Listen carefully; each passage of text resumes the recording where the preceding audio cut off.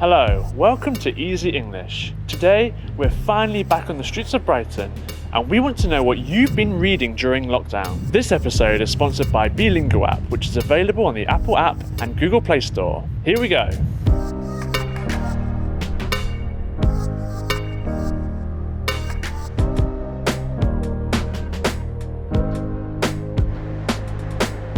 Could you please tell me what you've been reading during lockdown? Well, I'm not a reader, but I've read one book and obviously Twitter and various news articles. But my one book that I read was Emily Maitlis. She's the presenter of Newsnight, and it's her stories about interviewing presidents and just general people in politics. What did you read during the lockdown? I tended to read things, generally sort of magazines that I get, which is to do with animal rescue, things to do with the environment. I used to keep bees, so I still get some of those as well in Really? the post as well. Yeah. So, You're a beekeeper, or you were? Yeah, they died off, unfortunately, during that, I think, where the cold's snapping about, when was it? February, that sort of went on for 2-3 weeks, and yeah. Wow. As a hobby or for a living? For fun. What were you reading during lockdown? Well, normally I would read, but I decided that I was going to listen to audiobooks because I had to do solitary walks. It was easier to sort of walk around the streets and listen, so I downloaded from the local library and had a sort of vast selection of fiction books. Very, really interesting. And okay, before I ask you about the books, what would you say is do you notice like a big difference between reading and listening to a book? I actually prefer to read a book. Yeah. But because of the situation, which is why I was, listening to them, and also I found I had some difficulty sleeping because I wasn't doing my new routine. So I would listen to audiobooks at night to sort of help me to go to sleep. So something I'd never done before. Talking of great book recommendations, this video is sponsored by Bilingual app, the award-winning app that helps you learn languages with the stories you love. Bilingual app is on a mission to make learning a language as easy as reading your favourite book. Their library has hundreds of texts translated into 14 languages, including classics like Sherlock Holmes or Snow White, plenty of non-fiction pieces, and daily news articles. There's also a section for children with illustrations and super simple sentences to help the youngest or oldest, or just the beginners kicking off their language learning journey. Bilingual app's secret is their parallel text method, which shows you two translations, the language you are learning and your native one, side by side. That way, if you don't understand a word or sentence, help is never too far away. Bilingual app also lets you save words to your personal glossary for practice later, and they have a nifty flashcard game for testing your vocabulary knowledge. There are a lot of language learning apps out there, but Bilingual app makes the educational experience engaging and entertaining. Give it a go by downloading in the Apple app or Google Play Store. Why that book in particular? I really like her, and I prefer reading that kind of thing than novels. So and it's really lovely, bite size, and it's not a political message she has, but it's just situations and how the world was when she interviewed, Theresa May or Bill Clinton, and it's very, very good. Why wildlife? Is that what you'd say, like wildlife? Yeah, magazine? it's just something that I'm into, really. I just enjoy. That's why I'm out now. Just here, just on my lunch break, just escapism, I guess, as well. Just being by the sea and that. It's great. What were you reading? What kind of genre of book? I like sort of mystery type books, crime books. Obviously, I've read the local author Peter James. I've read most of his books. But I can read anything, once I start something, I do plough through it, even if I don't like it. I just feel I have to read it. So I read a sort of, all types of books. Magazines, I buy occasional magazines too and sort of flick through them. Okay, but you're more interested in the kind of fictional world? I prefer fiction. Yeah, I prefer fiction. And why is that? Is it especially during lockdown as well? It's escapism. You know, when you're reading a story and it's you visualise all these lovely places and lovely scenery, and it's a kind of escapism from what's actually going on around you. Yeah, was there a reason why? Was it just because it was out at that time, or was there a particular reason why you chose to read that during lockdown? Your one and only book. My one and only book. Just because I think I could pick it up and leave it, I just knew that she'd written a book, and I'd seen people review it online, and I just thought, oh, that looks really good. So yeah, I dived in, and actually I didn't put it down, which I usually do. I usually carry a book around with me, pretending I'm well read, and never read them. So this one is actually one that I read. I'm glad I'm not the only one. Oh, good. Okay, important question. Did you finish it? I did. Oh, really? Yeah. Okay, and would you recommend it? I definitely would, yeah. Very, very, very easy and informative read. Is there a specific author you'd recommend to people? I think if you're looking to sort of be in the Brighton area, or someone from Brighton and Hove, then the Peter James ones. He's got a series of the Dead Simple, Dead Like That. And for me, growing up in Brighton, it's really interesting to sort of see where things happen. So, for example, you know, he did something in the road where I was brought up as a youngster. I know all the areas, so it's so I'm enjoyed lots of his books. What have you read during lockdown?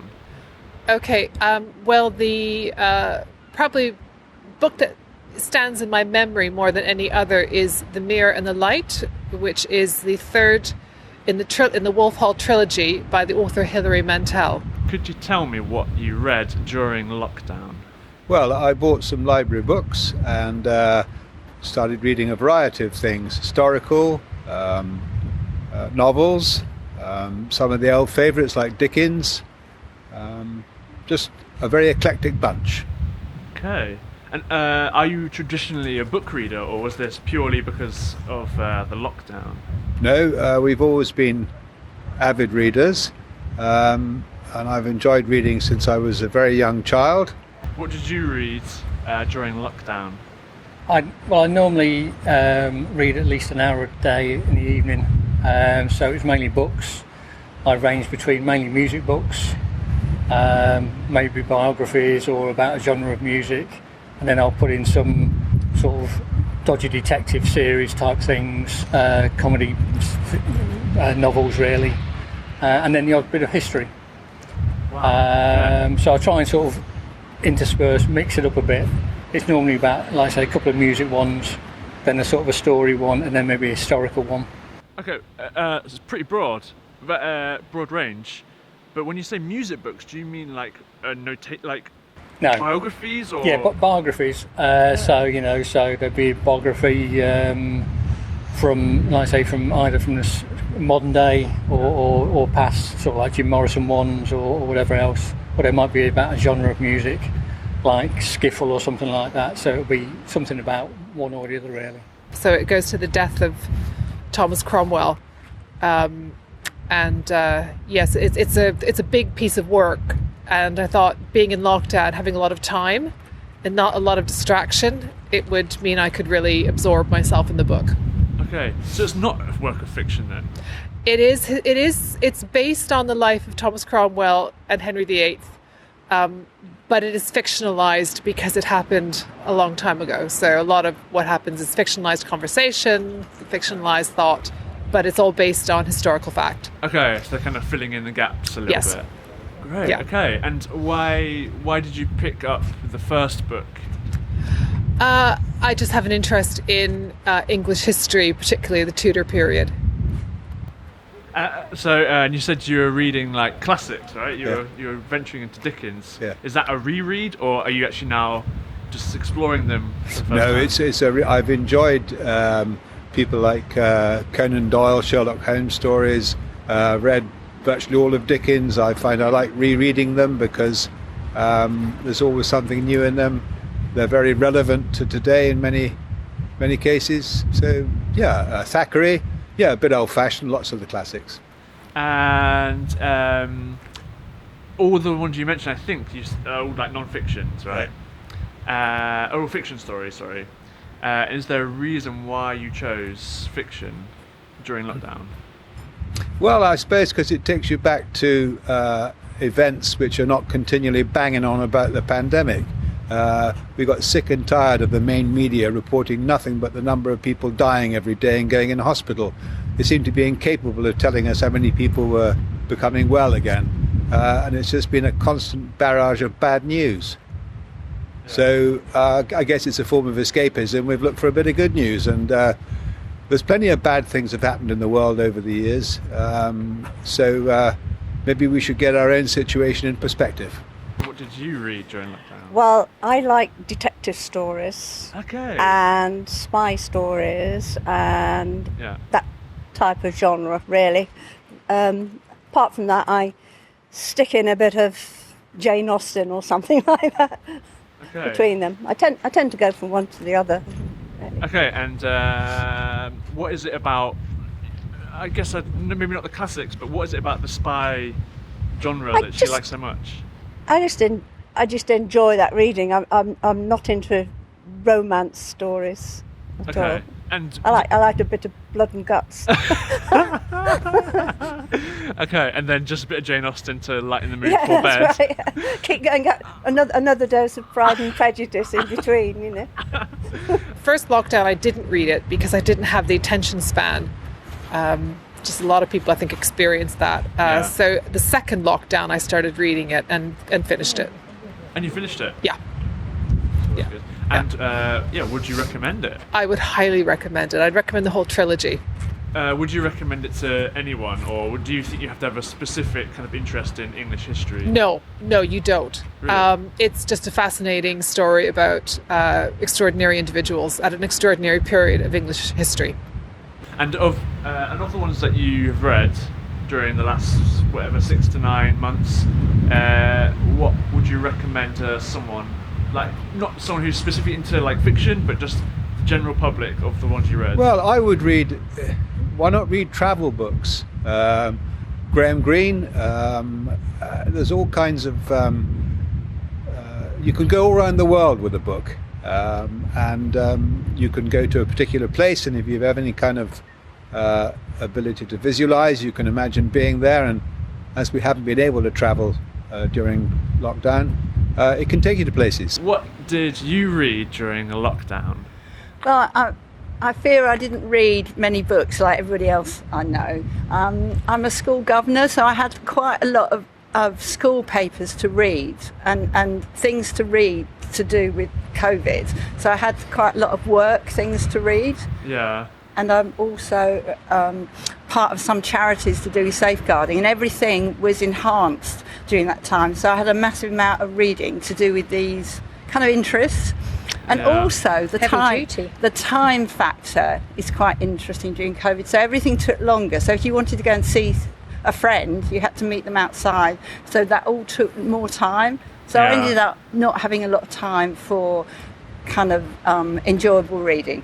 I mostly read the news on my phone. Yeah.